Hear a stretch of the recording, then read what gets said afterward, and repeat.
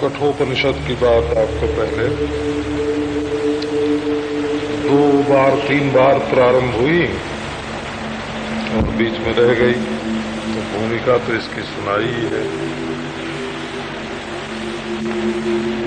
ये कठोपनिषद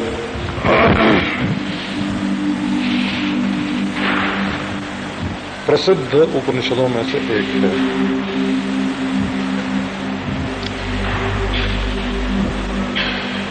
व्याकरण के महाभाष्यकार लिखते हैं कि ग्रामे ग्रामे काठकम कालापकम च प्रोच्यते। आज गांव गांव में कठोपनिषद की कथा होती है।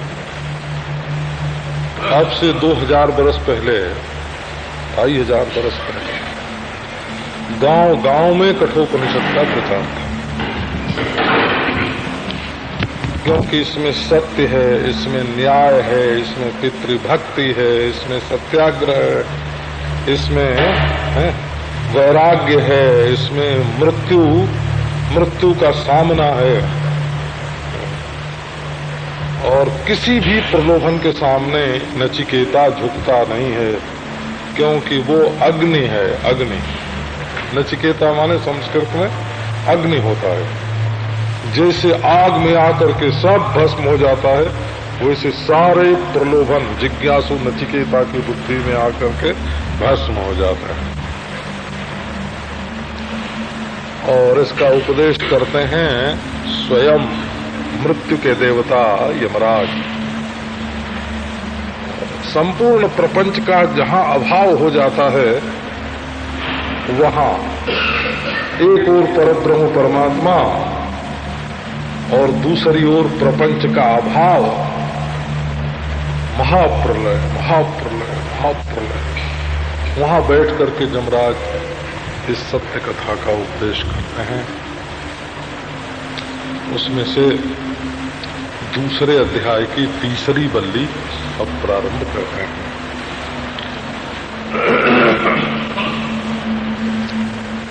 ये कठोपनिषद की कथा ऐतरेयारण्यक में भी है और महाभारत के अनुशासन पर्व में भी है, और ब्रह्मसूत्र के कई सूत्रों में इसके मंत्रों पर विचार है, और शंकराचार्य भगवान का भाष्य है। तो इसकी प्राचीनता में तो कोई संदेह ही नहीं है, और 10 उपनिषदों में एक है। और नाम की दृष्टि से ये जो शरीर में अक्षरों का न्यास किया जाता है ना, मूलाधार चक्र से लेकर के आज्ञा चक्र पर्यंत, उनमें से हृदय में क से लेकर के ठ तक 12 वर्णों का विन्यास होता है। क ख ग घ ङ च छ ज झ ञ और ट ठ, ये 10 और 2 12। तो हृदय में विन्यस्त जो क से लेकर के ठ तक वर्ण है, उनसे उपलक्ष्य जो शास्त्र का सार है, हृदय है, वो इसमें वर्णन किया गया है। एक कठोपनिषद का स्वाध्याय कर लेने से संपूर्ण उपनिषदों का जो भाव है वो हृदयंगम हो जाता है। अब ये जो दूसरे अध्याय की तीसरी बल्ली है, ये बड़े विलक्षण ढंग से प्रारंभ होते हैं। इसमें पहले इस संसार वृक्ष का वर्णन है अश्वत्थ के रूप में, और फिर ब्रह्म का वर्णन है। तो संसार को वृक्ष के रूप में वर्णन करने की पद्धति बहुत पुरानी है। ऋग्वेद में ऐसे मंत्र आते हैं जिसमें इस संसार का वृक्ष के रूप में वर्णन किया गया है। और अश्वत्थ का रूपक तो उपनिषद में जैसे है वैसे गीता में भी है, वो तो आप पढ़ते ही हो। ऊर्ध्वमूल मधः शाखम अश्वत्थम प्राहुरव्ययम, 15वें अध्याय में गीता के। तो अब जरा इसका अभिप्राय देखो। ऊर्ध्वमूलो वाक्शाखो येषोऽश्वत्थः सनातनः तदेव शुक्रम तद्ब्रह्म तदेवामृतमुच्यते तस्मिन् लोकाः श्रुताः सर्वे तदु नास्तीति कश्चन एतद्वै तत्।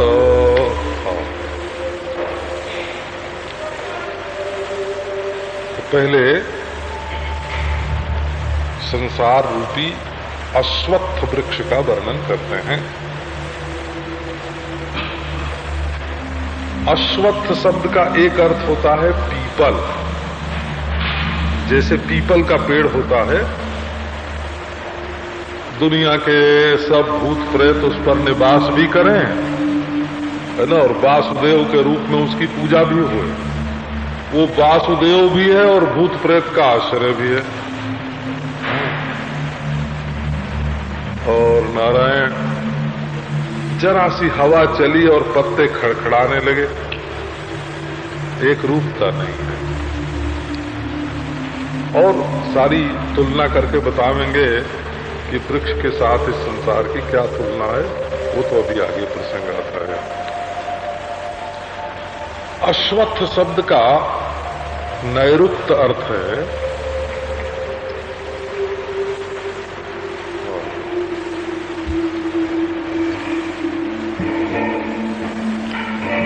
थाता। अश्वत्थ में अ है ना, अ माने नहीं, और दूसरा अक्षर है श्व। श्व माने सुबह, प्रातः काल, कल के प्रातः काल। और स्थ माने स्थाता, न स्वस्थाता इति अश्वत्थ उच्यते।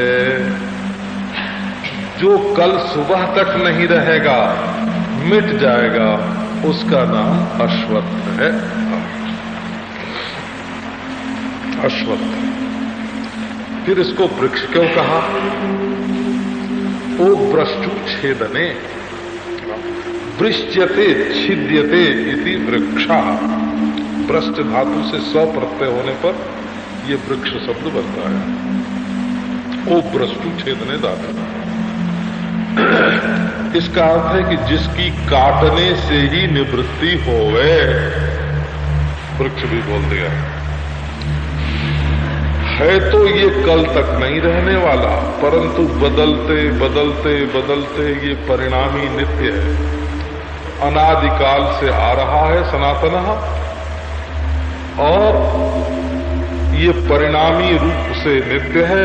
एक पेड़ कटेगा, दूसरा निकलेगा, एक पेड़ कटेगा, दूसरा निकलेगा, एक पेड़ कटेगा, दूसरा निकलेगा, जड़ में से जड़, जड़ में से जड़। ये कहो कि कभी ऐसा समय आवेगा जब हम अपने आप ही इस संसार से मुक्त हो जाएंगे, हैं? कभी महाप्रलय होगा तो हम मुक्त हो जाएंगे, कभी, है ना, किसी लोक में पहुंच जाएंगे तब मुक्त हो जाएंगे, कभी किसी समाधि में पहुंच जाएंगे तो मुक्त हो जाएंगे। किसी समाधि में पहुंचने से इससे मुक्ति नहीं मिलती, किसी स्थान में पहुंचने से इससे मुक्ति नहीं मिलती।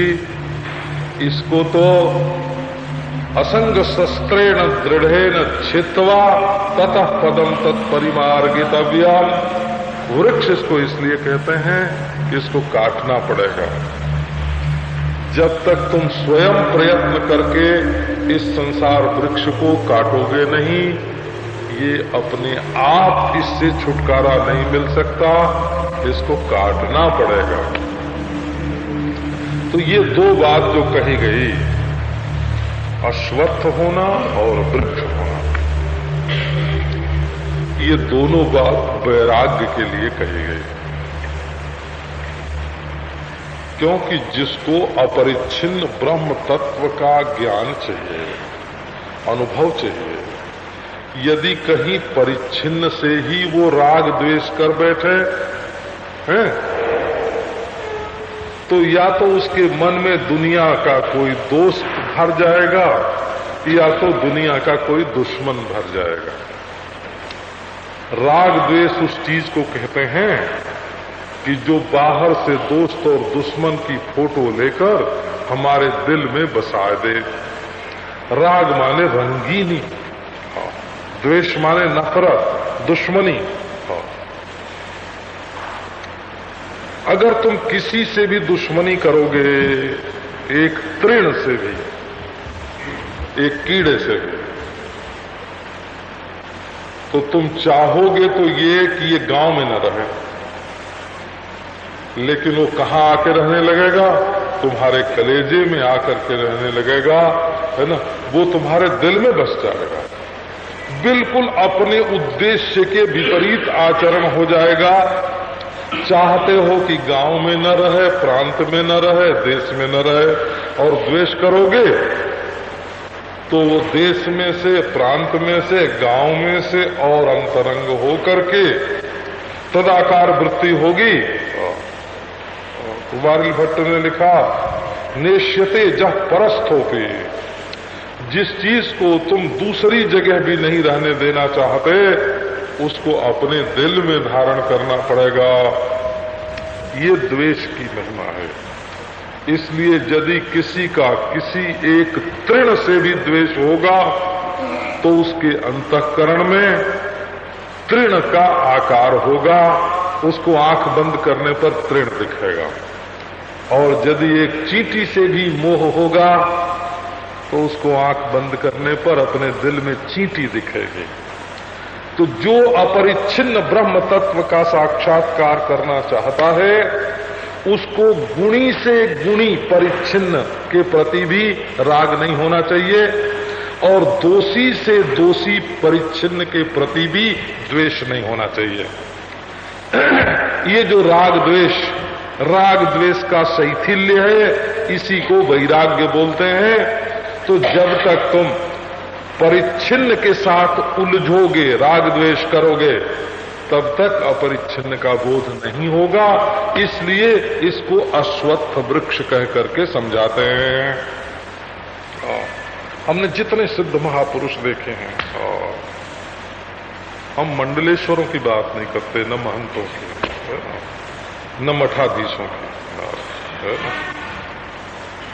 हम बात करते हैं उन फक्कड़ों की जिन्होंने अपने को ब्रह्म के रूप में साक्षात किया है।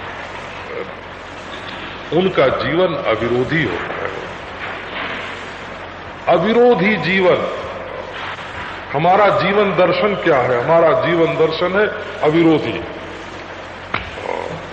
मांडुक्य कारिका में श्री गौड़पादाचार्य ने कहा, अविवादो विरुद्धश्च। हमारा संसार में किसी से विवाद नहीं है, क्योंकि सब हमारे आत्मा हैं, है ना? हमारा किसी का विरोध नहीं है, क्योंकि सब हम ही हैं। एक बार किसी ने उड़िया बाबा जी से पूछा कि महाराज आप अद्वैतवादी हो? बोले ना रे, हम अद्वैतवादी नहीं हैं, हम स्वयं अद्वैत हैं। हम स्वयं अद्वैत हैं, अद्वैतवादी नहीं हैं। स्वयं ब्रह्म है, स्वयं अद्वैत है, है ना? वादी विवादी होता रहे। तो दो तीन बात वेदांत को समझने के लिए आवश्यक है, बता। एक तो वैराग्य की बात कह दी, ये अंतःकरण की शुद्धि है ना?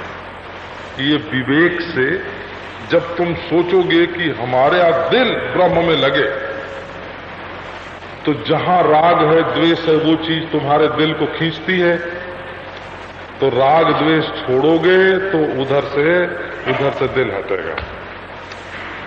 तो विवेक करने से जब तुम विचार करोगे कि हमारा हृदय शुद्ध कैसे रहे, शुद्धि क्या है, अशुद्धि क्या है। दूसरी बात यह है कि जब वैराग्य आता है हृदय में, तो काम क्रोध की वृत्तियों का उठना शांत हो जाता है, इंद्रियां दांत हो जाती हैं, और कर्म के गोरख धंधे से उपरामता आ जाती है, और दुख आवे तो उसको सह लेते हैं, अभिमान की निवृत्ति होकर के श्रद्धा आती है, और चित्त में शंका कुशंका ज्यादा नहीं उठती है। तब इस परिच्छिन्नता के अभिमान से छूटने की सच्ची इच्छा उदय होती है, उसका नाम मुमुक्षा होता है। तो 2-3 बात आप ध्यान में रखें। एक तो वेदांत ये कहता है कि जो कुछ साधन से मिलता है वो नाशवान ही होता है। नास्त्य कृतः कृतेन,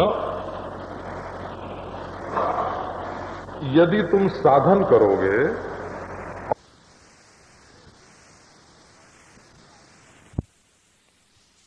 हमारा प्रयत्न है, इसलिए ढेला जितने जोर से फेंका जाएगा उतना ऊपर जाएगा, और जब वेग उसका समाप्त हो जाएगा तब वो धरती पर गिर पड़ेगा। तो साधन करके अपने मन को जितना ऊंचा तुम फेंकोगे वहां से फिर गिर पड़ेगा।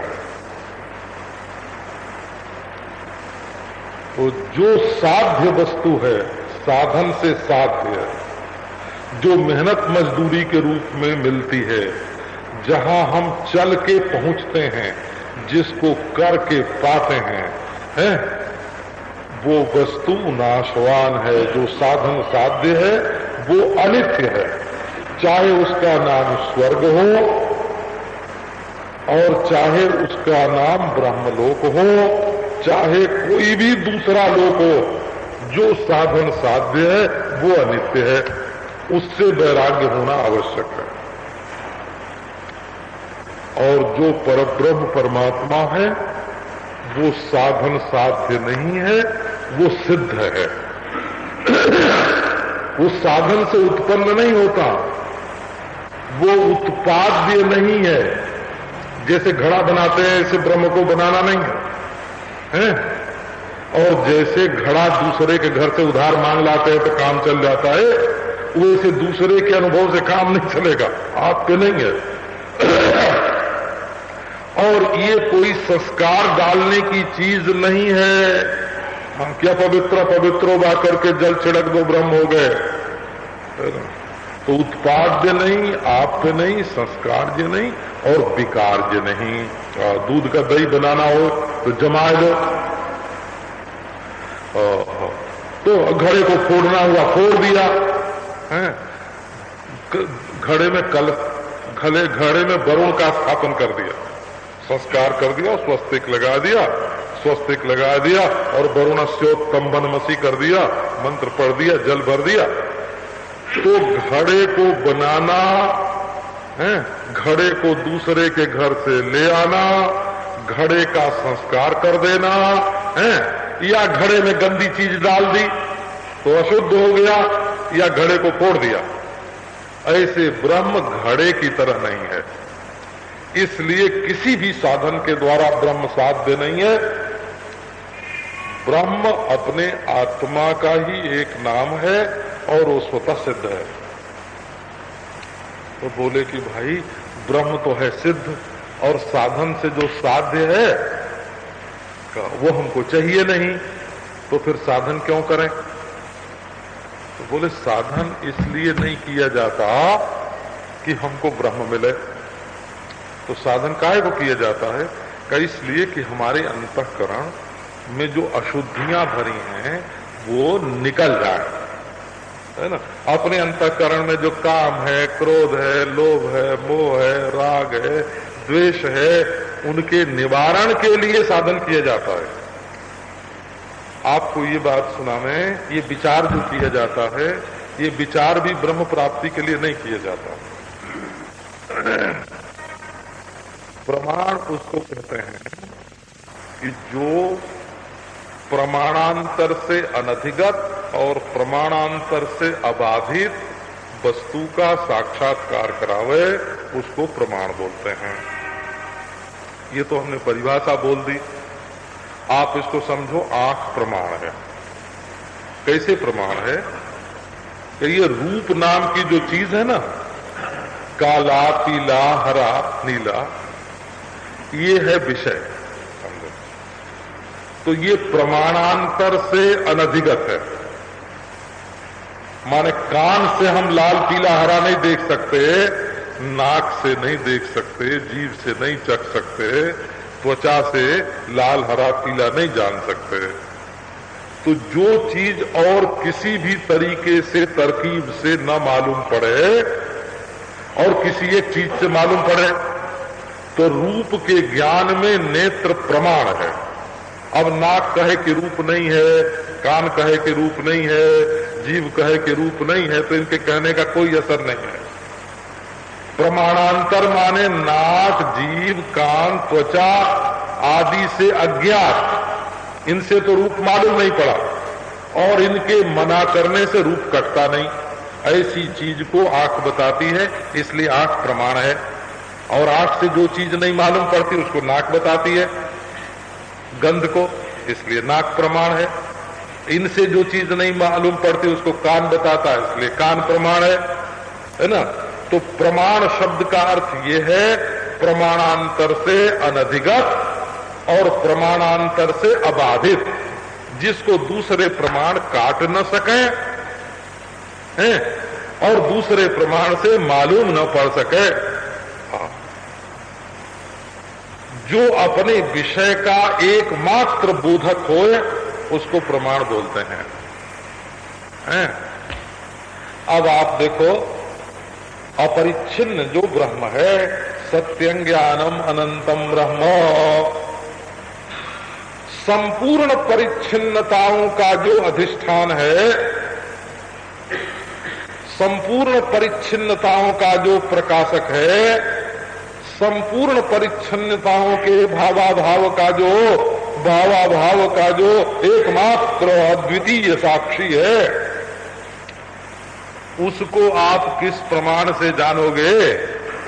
आंख से दिखेगा अपरिच्छिन्न, ये नन्ही मुन्नी, ये तो लाल, पीला, नीला देखने के लिए है। नाक से मालूम पड़ेगा कि ये तो गुलाब और चमेली की गंध पहचानने के लिए है, कि ये कान, कि ये तो शब्द सुनने के लिए है, कि ये त्वचा, कि ये स्पर्श बताने के लिए है, कि जीभ कहे तो स्वाद बताने के लिए है। अच्छा, तो मन? बोले बिल्कुल नहीं, क्योंकि संस्कार युक्त जो मन है वो तो ये बतावेगा ये पत्नी है, ये बहन है, ये माँ है। तो संस्कार होता है, जैसा जैसा संस्कार डाल दो तो वो बता देगी कि राम ही भगवान है, कृष्ण नहीं, कि कृष्ण ही भगवान है, राम नहीं। मनोवृत्ति जो है ना, जादृश संस्कार से युक्त मनोवृत्ति होगी। अयोध्या वाले कहेंगे कि राम ही भगवान है, कृष्ण नहीं। वृंदावन वाले कहेंगे कृष्ण ही भगवान है, राम नहीं। काशी वाले कहेंगे शिव ही भगवान है? राम कृष्ण नहीं। दक्षिण चले जाओ तो बोले नारायण ही भगवान है। आर्य समाजियों में चले जाओ, बोले निराकार ही भगवान है? साकार नहीं। तो तत्त संस्कार से संस्कृत जो मन होता है वो वैसे ही ध्यायती व लेलायती व, वैसे ही ध्यान करता है, वैसे ही चलता है। बोले बुद्धि, बोले संस्कार से हीन बुद्धि का होना बड़ा मुश्किल है। जितनी बुद्धि होगी उसमें संस्कार होगा। तो बोले बुद्धि भी तो छोटी है ना, वो अनंत को कैसे ग्रहण करेगी? है? मन भी छोटा है, अनंत को कैसे ग्रहण करेगा? अपरिच्छिन्न वस्तु के अनुभव में न इंद्रियां प्रमाण हैं और न इंद्रियों को मूल बना करके होने वाला अनुमान, उपमान, अर्थापत्ति, अनुपलब्धि प्रमाण है। अच्छा, न तो द्वैत बोधक शब्द ही प्रमाण है। द्वैत बोधक शब्द भी प्रमाण नहीं। तो जहां मन की जहां आंख की ज्योति काम नहीं देती, मन इंद्रियों की ज्योति काम नहीं देती, जहां मन की ज्योति काम नहीं देती, वहां बाघ ज्योति काम देती है। बाघ ज्योति में भी कैसी बाघ ज्योति है? बोले जो अपरिच्छिन्नता का बोधक जो वचन होवे सो। बोले अपरिच्छिन्नता का बोधक वचन भी, ये नहीं कि किताब और मेज एक है, ये बताने वाला। इस संपूर्ण नाम रूपात्मक प्रपंच का प्रकाशक दृष्टा आत्मा और संपूर्ण नाम रूपात्मक प्रपंच का अधिष्ठान ब्रह्म, इन दोनों को एक बताने वाला जो वचन है वो प्रमाण है। तो वो वचन कैसा? बोले कि डॉक्टर लोग किसी रोगी को देखते हैं तो उस पर दवा का प्रयोग करते हैं, जांच करते हैं, दवा का प्रयोग करते हैं, फिर अपने रजिस्टर में लिख लेते हैं कि ऐसा रोगी हमारे पास आया, उस पर हमने इस दवा का प्रयोग किया और ये उसका असर हुआ। प्रयोग करते करते जब 70-80% रोगियों को लाभ होने लगता है तो कहते हैं हाँ भाई इस दवा से बड़ा फायदा होता है। वो लोग संसार में अनुभव कर करके अपने रजिस्टर में चढ़ाते हैं। इसी अनुभव को बोलते हैं पौरुषेय। भला आप वेदांत की प्रामाणिकता के संबंध में ये बात निरुपप्लव समझ लें, निरुपद्रव समझ लें, है ना।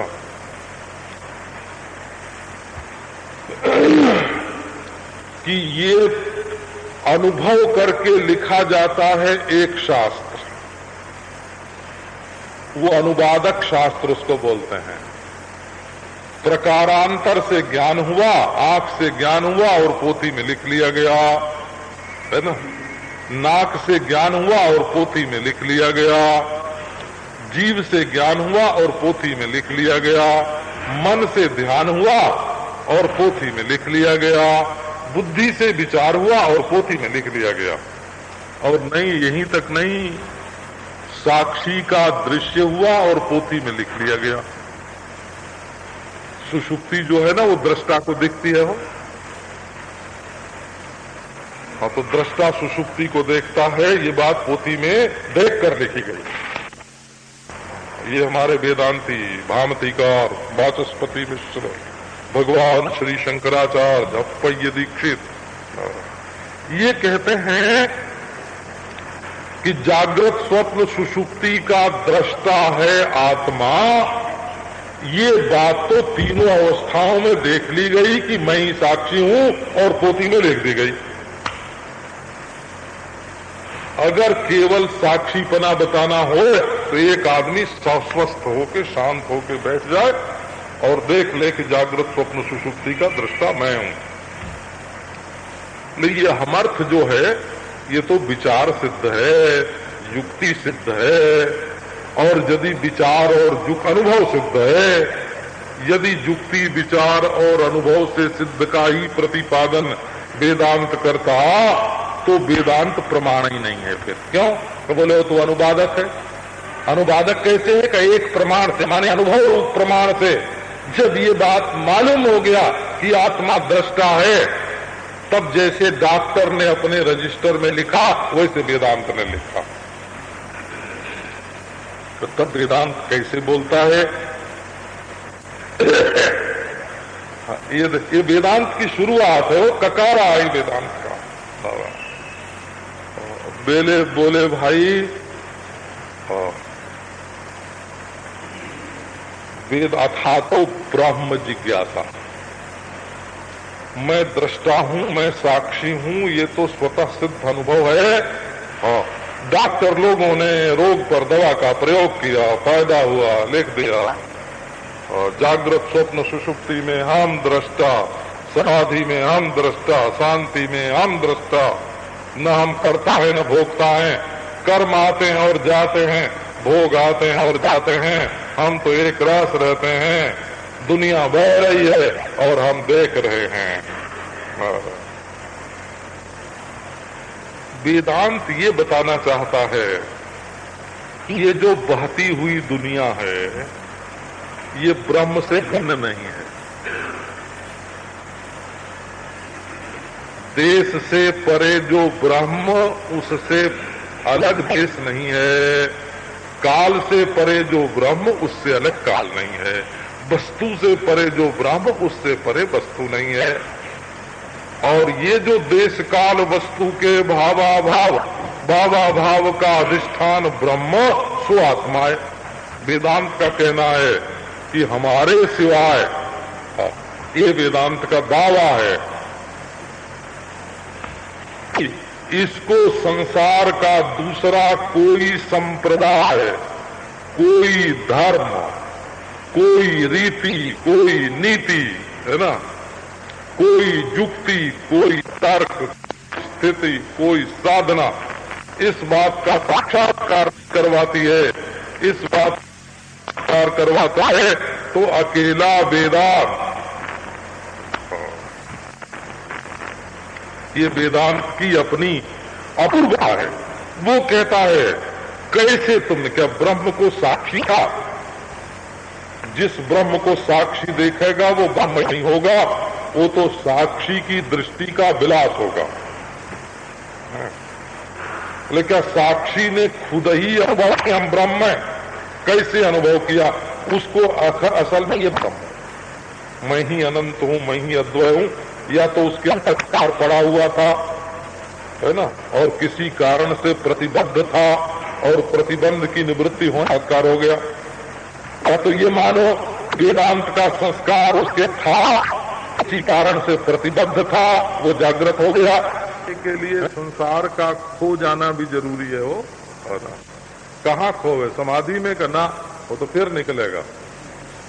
कहाँ खोवे? वैकुंठ में करना, वहां से तो फिर भगवान संकल्प करेंगे, आओ भाई चलो। भगवान अपने लोक में रहते रहते कभी कभी संकल्प कर लेते हैं, चलें जरा सैर करिया में, हैं अपनी प्रजा में, अपने लोक में हुआ में, तो अपने सब पार्षदों को लेके आ जाते हैं, लक्ष्मी को भी लेके आ जाते हैं।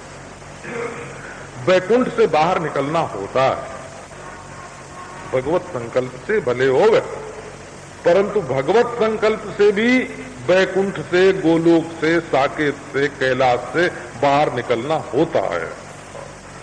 और प्रकृति के परिणाम से ही सही, अनुलोम परिणाम से ही सही समाधि टूटती है।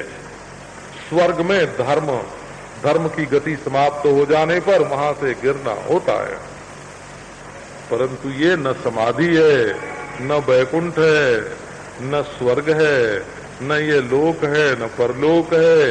ये तो विलक्षण है अपनी अद्वितीयता का बोध, जिसमें न दूसरा जीव है, दूसरा जीव नहीं, दो दृष्टा नहीं है। एक बालक था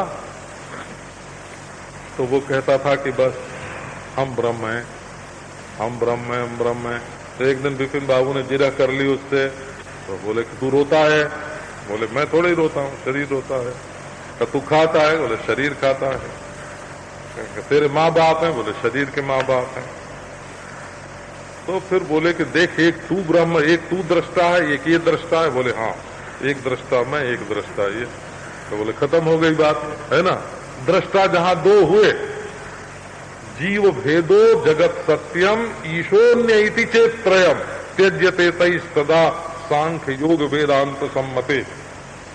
यदि दृष्टा में भेद होता है ये बात छोड़ दी जाए, और जगत अधिष्ठान से पृथक कुछ सत्य है ये बात छोड़ दी जाए, और ईश्वर दूसरा है ये बात छोड़ दी जाए, ईश्वर का अलगाव मिट जाए, हैं, और जगत की सत्यता मिट जाए, और जीव की अनेकता मिट जाए, अपने स्वरूप के ज्ञान से न दूसरा जीव है, न दूसरा ईश्वर है, न दूसरा जगत है। ऐसा अद्वितीय बोध, अपने अद्वितीयत्व का बोध ये देता है वेदांत। तो आओ जरा अब जगत का वर्णन करेंगे। हो ऊर्ध्वमूलो वाक्शाखः एषो स्वर्थः सनातनः ऊर्ध्वं मूलम जत् तद विष्णोः परमं पदम अस्य इति सोयम अव्यक्तादिस्थावरान्तः। कहते हैं कि जैसे ऊपर वृक्ष की जो शाखा प्रशाखा है ना का जो तूल होता है, तूल माने कार्य, जैसे बनौले में से जैसे रुई निकलती है, ऐसे ये बीज में से निकल करके जो रुई की तरह दुनिया फैली हुई है, कार्यात्मक जो प्रपंच है, इसको देख करके वृक्ष के मूल का पता लग जाता है। जैसे लोक में, वैसे ये संसार रूप कार्य वृक्ष का अवधारण करके इसका जो मूल ब्रह्म है, उस ब्रह्म का स्वरूप क्या है, स्वरूपावधिधार ईशया, अवधिधार ईशा, अवधारण करने की इच्छा। जगत का स्वरूप अवधारण करने की इच्छा नहीं, ब्रह्म का स्वरूप अवधारण करने की इच्छा। कोई ब्याह करना चाहता हो तो ये देखेगा ना कि उस लड़की का नाक नक्श कैसा है ना? उसका स्वभाव कैसा है, उसमें गुण क्या है, उसकी रहनी सहनी क्या है? तो जो परब्रह्म परमात्मा को चाहता है, वो परब्रह्म के स्वरूप का अवधारण करना चाहता है। तो ये संसार जो है, ये जन्म मूल है, ऊर्ध्व मूलः। संसार कैसा है? बोले इसका मूल जो है वो ऊपर है। हमारी तो रीति जरा अलग है ना। ऊर्ध्व शब्द का अर्थ ऊपर है और मूल शब्द का अर्थ प्रतिष्ठा है। मार दिया अनिर्वचनीय बना के। जड़ तो है ऊपर, ऊपर जड़ है। दुनिया में जितने पेड़ होते हैं उनकी जड़ नीचे होती है। तो मैंने एक संत से एक बार पूछा कि महाराज ये ऊपर जड़ और नीचे पेड़, ऐसा तो कोई पेड़ देखने में नहीं आता। तो हंसने लगे, बोले देखने में आता है। हंसते थे। हाँ, मैं कहता था कि ऊपर हो जड़ और नीचे हो शाखा, ऐसा पेड़ तो देखने में नहीं आता। तो बोले नहीं होता है। तो मैंने सोचा कि कहीं पहाड़ में होता होगा, ऊपर जड़ होती होगी और नीचे दीवार में कोई कोई पेड़ उग जाते हैं तो जड़ ऊपर हो जाती है, लटक के नीचे चले आते हैं। वैसे पेड़ का स्वभाव ही है नहीं। पेड़ का स्वभाव यही है कि जिधर से सूरज की किरण आवेगी उधर को वो बढ़ेगा। तो वो तो हंसे, बोले कि ऐसा पेड़ तो होता है। बोले आपने, मैंने कहा आपने देखा है महाराज? तो मैंने ऐसे तो हजारों लाखों पेड़ ऐसे देखे हैं कि जिनकी जड़ ऊपर और शाखा नीचे। तो मैंने कहा कहाँ देखा? बोले कि हम तो अभी देख रहे हैं। क्या कैसे देख रहे हो महाराज? का सिर ऊपर और पांव नीचे, है ना? तो है ना, देखो हाथ भी नीचे लटका, पांव भी नीचे लटका, ये सब नीचे को लटका है? तो ये शरीर जो है ये ऊर्ध्व मूलम अधः शाखम, इसका मूल ऊपर है और शाखा नीचे है। ये तो ये ब्रह्मांड वृक्ष भी ऐसा ही है। विराट जो पुरुष है ना, विराट पुरुष, ब्रह्मलोक उसमें ऊपर है और पाताल नीचे है? ये विराट पुरुष भी ऐसे ही है। तो मूल शब्द का निरुक्त में 5 अर्थ दिया हुआ है। एक तो पाणिनीय व्याकरण के अनुसार मूल 2 धातु ही हैं जो मूल हैं, जिनको मूल बोलते हैं। एक तो है मूल प्रतिष्ठायाम, भ्वादि में, और भ्वादि परस्मयी पदी सेठ, इसका रूप चलता है मूलति, मूलतः, मूलंती, मूलति प्रतिष्ठति। ये जो है, ये जैसे पेड़ लगाने के लिए जैसे थाला होता है ना, थाला, जैसे पेड़ का आश्रय, पेड़ का है ना, पेड़ का आधार, उसको मूल बोलते हैं। मूल प्रतिष्ठाया, ब्राह्मणों ही प्रतिष्ठा। अच्छा, ब्रह्मपुच्छम प्रतिष्ठा श्रुति में आया ना, तैत्तिरीय उपनिषद में ब्रह्मपुच्छम प्रतिष्ठा। तो इसे ये संपूर्ण जगत जिसमें प्रतिष्ठित है उसको मूल बोलते हैं। मूल। दूसरी धातु है मूल रोहणे, चुरादी। चुरादी में मूल रोहणे धातु है, उसका अर्थ है मूलयति, जो इस जगत रूप अंकुर को उत्पन्न करता है उसको मूल कहते हैं, है ना, इसका कारण, उसको मूल बोलते हैं। निरुक्त में मूल शब्द को 3 मुख्य धातुओं से बनाया, मोचनादबा, मोषणादबा, मोहनादबा। सब में लौ प्रत्यय हो गया और मुंह तो पहले से मौजूद ही है, हैं? जो अपने अंकुर को मुक्त कर दे कि जाओ तुम बढ़ो, उसका नाम है मूल। मोचनात् मूलम, मोषणात् मूलम, जो अपने अंकुर को छिपा करके, चुरा करके अपने अंदर रखता है ना। कोई पता लगाना चाहे कि इसमें से कितना बड़ा वृक्ष होगा, जैसे बड़ का बीज है ना, और पीपल का बीज है, जरा सा हो, बिल्कुल पोस्त का दाना जैसा, और उसमें से इतना बड़ा, तो अपने वृक्ष को जो अपने अंदर छिपा के रखा है उसका नाम मूल। तो मोचनादवा, मोषणादवा, मोहनादवा। ये महाराज इसमें से जो वृक्ष निकलता है वो सबको मोहित कर लेता है। लोग वृक्ष को ही देखते हैं, मूल का पता ही नहीं चलता कि ये किस, इसका बीज कहाँ गया।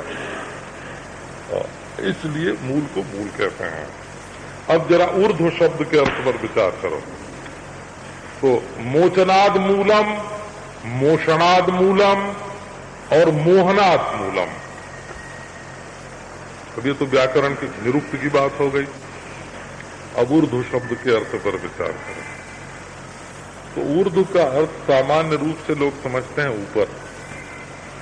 अभी देखो ये मेज है सामने, इसके ऊपर हाथ है, तो ये ऊर्ध्वम हो गया ना, मेज से ऊर्ध्वम हो गया है। लेकिन ये हाथ ऊर्ध्वम कहाँ हुआ? इसके ऊपर तो भी छत है और छत के ऊपर सूर्य चंद्रमा है। कहीं इस ऊपर का अंत मिलेगा? ऊर्ध्व मूलम का क्या अर्थ है? देश में ऊपर और नीचे का भाव कल्पित है। हे भगवान, हाँ, ये नहीं समझना कि कितनी सीढ़ी लगाने के बाद स्वर्ग मिलता है। ये पहली तारीख तो मंगलदायिनी होती है और दूसरी तारीख जो है वो अमंगल होती है। इस बात को कोई तारीख को इस बात का पता है?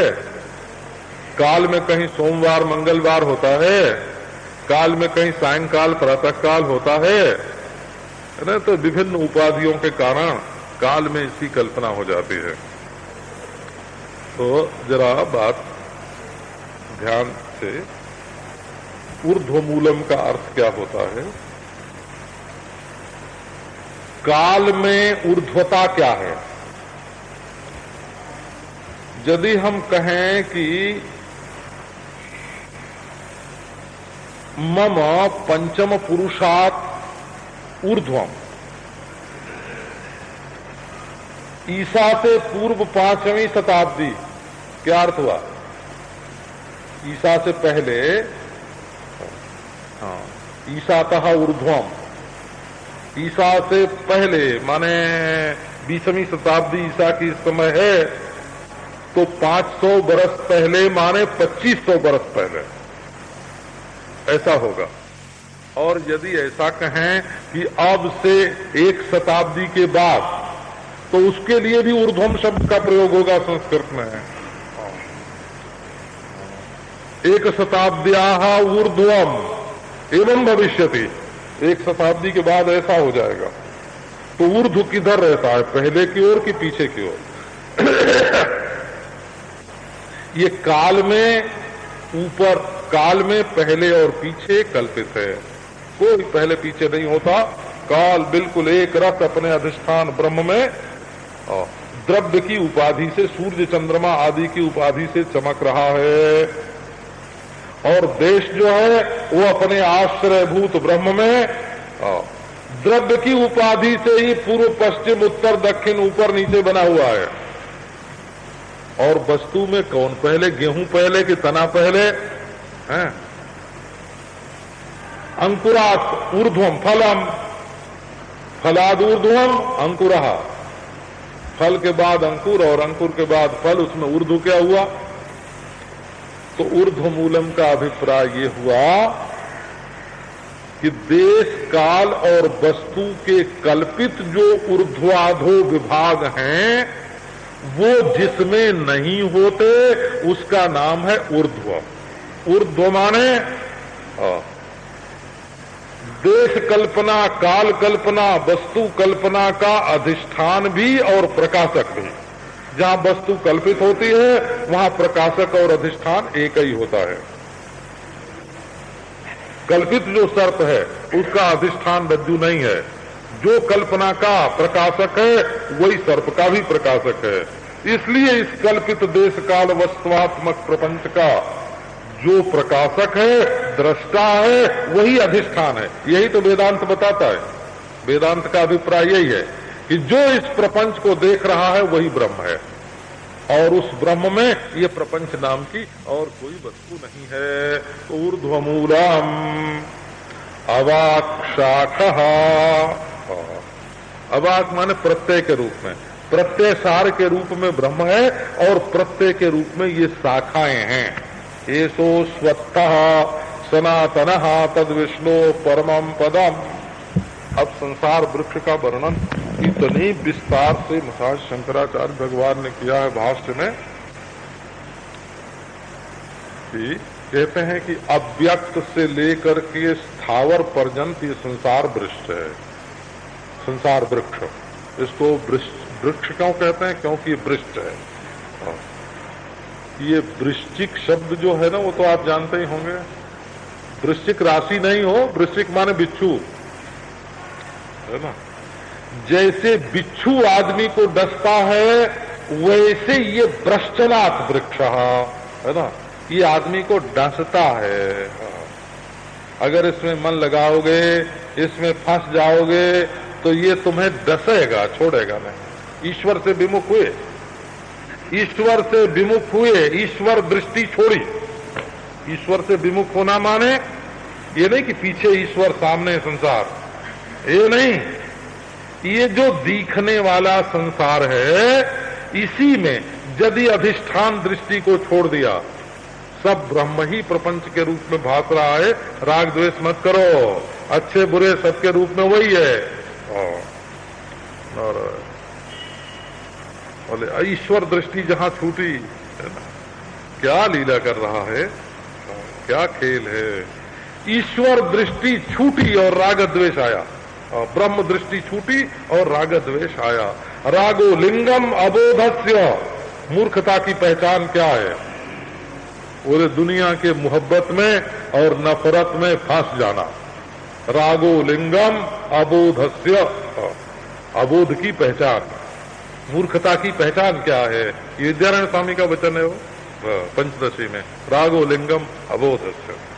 पहले समझ जाओ इसको, कहीं राग द्वेष मत करो। अच्छा, अविच्छिन्न जन्म जरा मरण शोकाद देने का अर्थात्मक। इसमें हमेशा जन्म पर जन्म होते हैं, बुढ़ापा आता है, मौत आती है, शोक आता है, मोह आता है। ये अनर्थ ही इस वृक्ष का स्वरूप है। यदि ब्रह्म से पृथक करके और इसमें तुम लगे तो तुम्हारे हाथ क्या लगेगा? का बारंबार जन्मना, बारंबार मरना, बारंबार बुढ़े होना, शोक मोह में ग्रस्त होना, यही तुम्हारे हाथ लगेगा। प्रतिक्षणम अन्यथा स्वभावः, ये हर क्षण बदलता है, आज तक किसी के हाथ में नहीं रहा। झूठे ही लोग कहते हैं कि हम वही हैं, वही हैं, वही हैं। श्रीमद् भागवत में वृक्ष का रूपक लेकर के संसार का बड़ा बढ़िया वर्णन है हो श्रीमद् भागवत। शंकराचार्य भगवान ने जैसा किया है, क्योंकि हमारे तो इसमें हम इस बात पर विवाद कभी नहीं करते कि पहले शंकराचार्य की पहले भागवत की, पहले भागवत की पहले शंकराचार्य। अभी एक आए थे नारायण, इतिहास के बहुत बड़े विद्वान माने जाते हैं बंगाल के, चक्रवर्ती महाशय, कानपुर में मिले। तो उन्होंने पूछा कि भागवत किसने लिखी है महाराज, कब लिखी गई? तो मैंने कहा मैंने लिखी है और आज ही लिखी गई है ना, आज ही लिखी गई। आप ये बताओ कि आपको भागवत की किस बात पर आपत्ति है, वो तो बताओ, है ना। वो रामकृष्ण विवेकानंद कल्चरल इंस्टीट्यूट के अध्यापक हैं और पहले के बहुत बड़े इतिहास के विद्वान हैं। मैंने कहा हम ग्रंथ को महत्व देते हैं इस दृष्टि से कि उसमें किस वस्तु का वर्णन है, अपरिच्छिन्न का वर्णन है कि परिच्छिन्न का वर्णन है, इंद्रिय ग्राह्य का वर्णन है कि अतीन्द्रिय का वर्णन है? यदि उसमें अतीन्द्रिय वस्तु का वर्णन है और यदि उसमें अपरिच्छिन्न पदार्थ का वर्णन है, तो चाहे 5000 वर्ष पहले लिखा गया हो, चाहे आज लिखा गया हो, वस्तु के महात्म्य से उसकी महिमा है ना, काल के महात्म्य से उसका महात्म्य नहीं है। नारायण वो बोले, है ना, बहुत मजेदार बात हुई। वो जहां वेद की थोड़ी चर्चा करें कि निरुक्त की करें कि क्या नाम है, तो वो हमको याद था। कोई काव्य की चर्चा, एक दिन काव्य की, तो वो भी हमको याद था। इतिहास पुराण की चर्चा करें तो वो भी हमको याद। तो वो बोले कि स्वामी जी आज तक इतने दिन इतिहास पढ़ाते हमको हो गया, हमने कभी इस दृष्टि से विचार ही नहीं किया कि वस्तु के महात्म्य से वर्णन का महात्म्य होता है ना। ये तो बिल्कुल अद्भुत अद्भुत है। कहाँ वो पुस्तक भारत में लिखी गई कि बाहर लिखी गई, ये पुस्तक का महात्म्य नहीं है। आज लिखी गई कि 5000 वर्ष पहले लिखी गई, है ना, कि इसका महात्म्य नहीं है ना। उसको ब्राह्मण ने लिखा कि शूद्र ने लिखा, ये उसका महात्म्य नहीं है।